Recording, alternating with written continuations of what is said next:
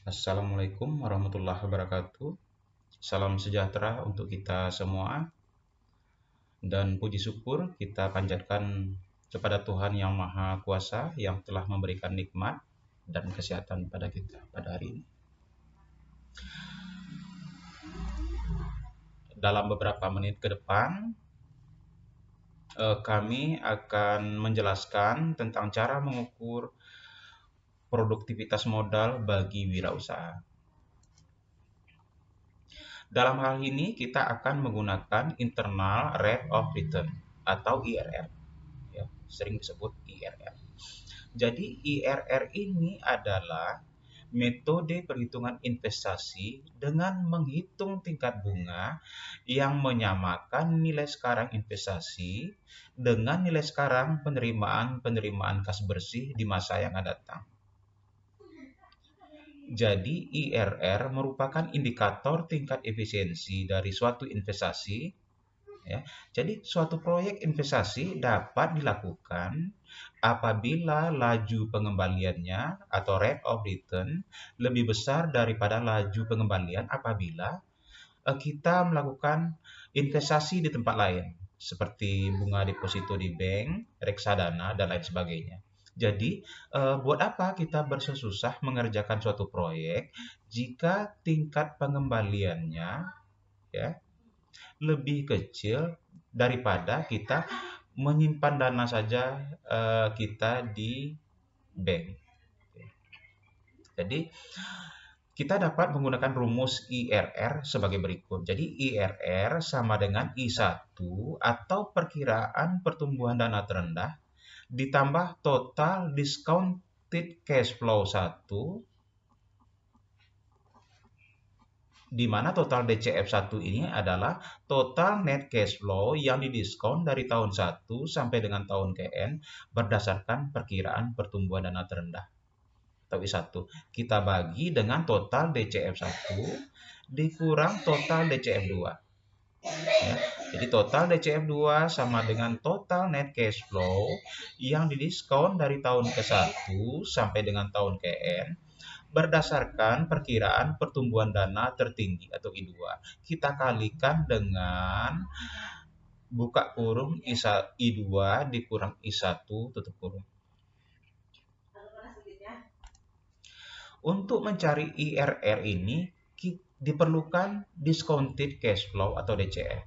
Jadi DCF ini merupakan salah satu metode untuk menghitung pertumbuhan suatu proyek investasi dalam beberapa waktu ke depan. Jadi pemikiran ini didasarkan pada konsep yang menyatakan bahwa jika kita menginvestasikan sejumlah dana, maka dana itu akan tumbuh sekian persen pada tahun tertentu. Jadi disebut DCF atau harus kas yang terdiskon karena cara menghitungnya dengan mengestimasi arus dana pada masa yang akan datang, ya. Untuk kemudian kita cut dan menghasilkan nilai dana pada masa kini atau pada tahun ke-0. Jadi perumusan DCF ini adalah DCFN atau DCF tahun KN sama dengan 1 per buka kurung 1 ditambah I pangkat 1 tutup kurung dikali net cash flow tahun KN. Jadi I ini adalah batas bawah dan batas atas pertumbuhan dana jika diinvestasikan pada proyek tertentu.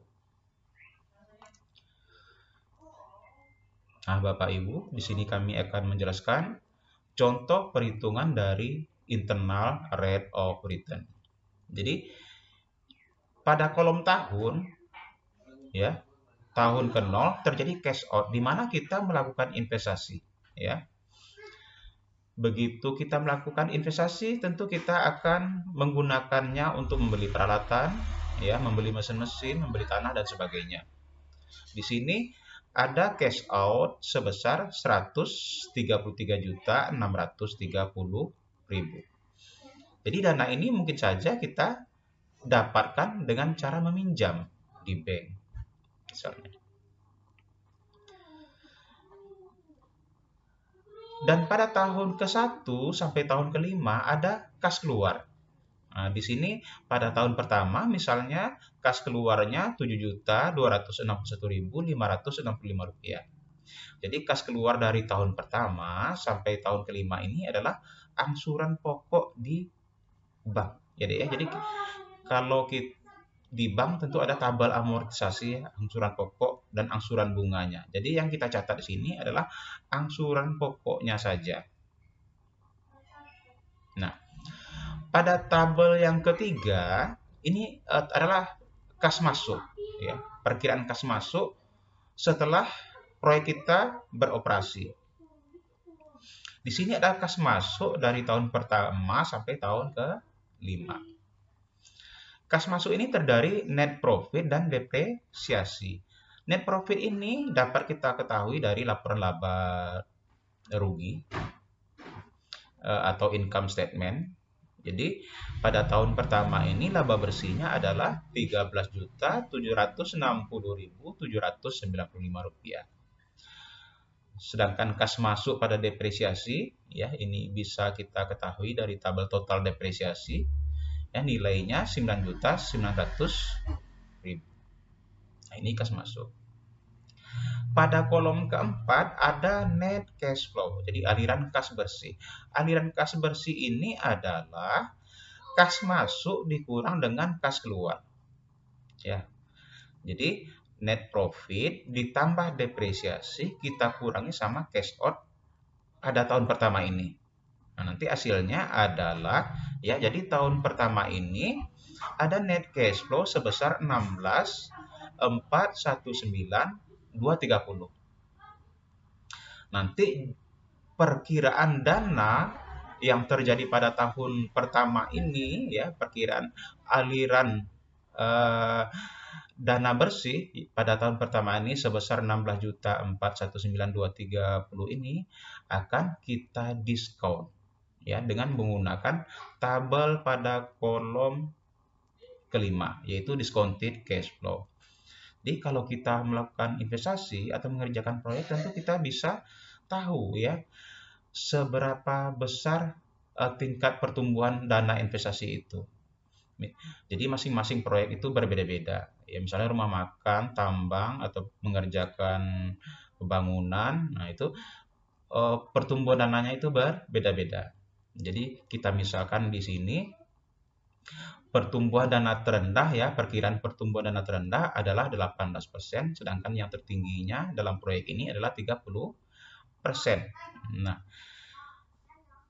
jika aliran kas bersih kita pada tahun pertama adalah sebesar Rp16.419.230, maka DCF tahun pertama adalah sebesar, ya, kita diskon sebesar 18%, hasilnya 13.914.602.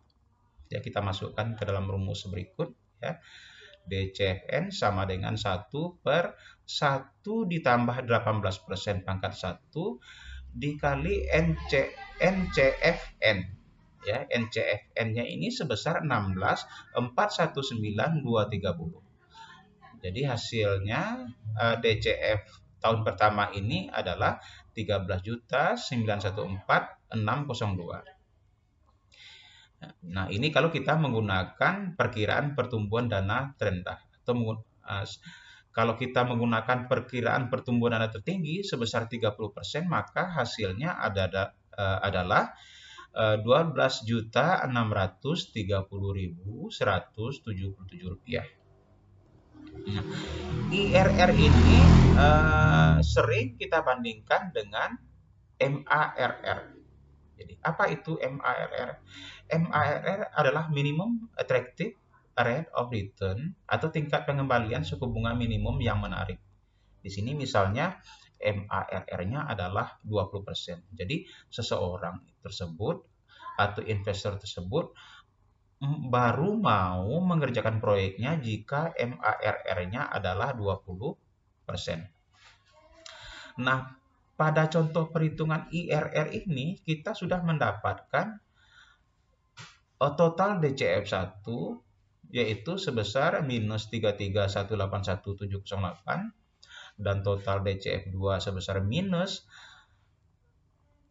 Rp58.718.165. Nah, ini kita masukkan ke dalam rumus IRR tadi.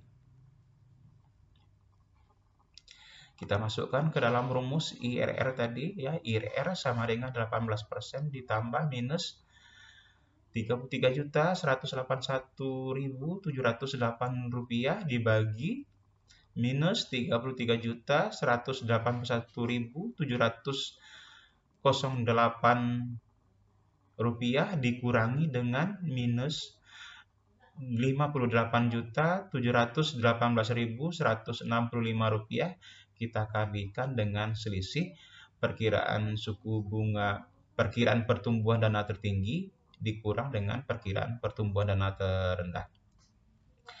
Nah, sekarang kita dapatkan IRR-nya adalah 2,44%. Nah, tadi MARR itu adalah 20% ya. Jadi investasi tersebut baru menarik jika tingkat pengembalian bunganya adalah 20%. Di sini dapat kita lihat bahwa IRR-nya lebih kecil dari MARR. Jadi 2,44% itu lebih kecil daripada 20%, sehingga proyek di sini tidak menarik. Jadi buat apa kita bersusah ya mengerjakan proyeknya jika tingkat pengembaliannya itu kecil. Demikianlah presentasi ini kami sampaikan, dan terima kasih atas perhatian dari Bapak Ibu. Dan kami tutup dengan mengucapkan Alhamdulillahirrabbilalamin. Assalamualaikum warahmatullahi wabarakatuh.